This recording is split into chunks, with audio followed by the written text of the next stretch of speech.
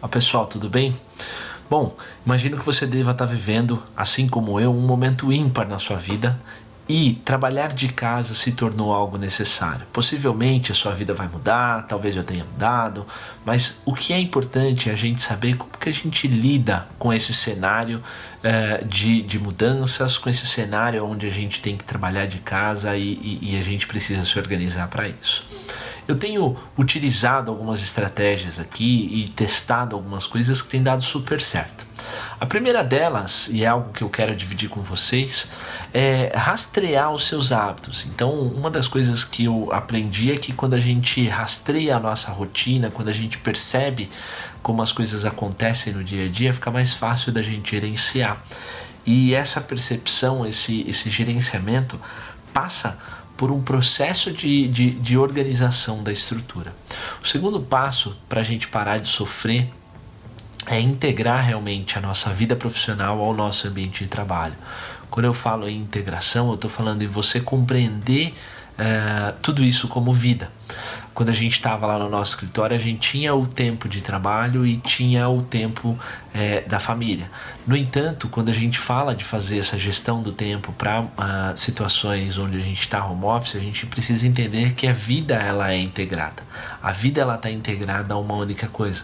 Então eu preciso compreender como é que é a minha estrutura de foco e de que maneira eu trabalho com isso, como é que é a organização da rotina da minha casa, de que maneira eu integro as estruturas de trabalho e vida no meio do caminho, porque existem uma série de coisas que impactam nisso, e aí entra a nossa habilidade de ser flexível para você construir resultado.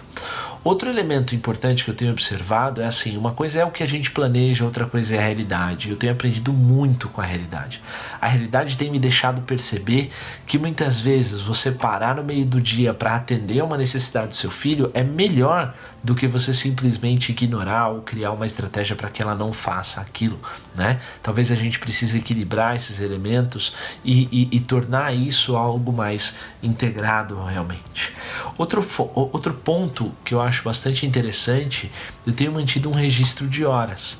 O que significa que, na verdade, eu tenho controlado a quantidade de horas que eu fico dedicado a cada uma das coisas. Isso me ajuda a entender como é que funciona a minha rotina aqui dentro, de que maneira as coisas estão sendo organizadas. Ao fazer esse processo, quando eu meço, eu tenho a possibilidade de ter um pouquinho mais de gestão sobre essa estrutura.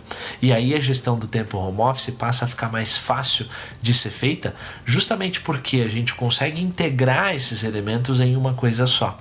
E aí é que eu acho que está a grande dica. Então, vem comigo, vamos aprender como que a gente faz essa gestão do tempo em momentos que a gente está home office. É isso aí, a gente vai se falando, um forte abraço, até mais.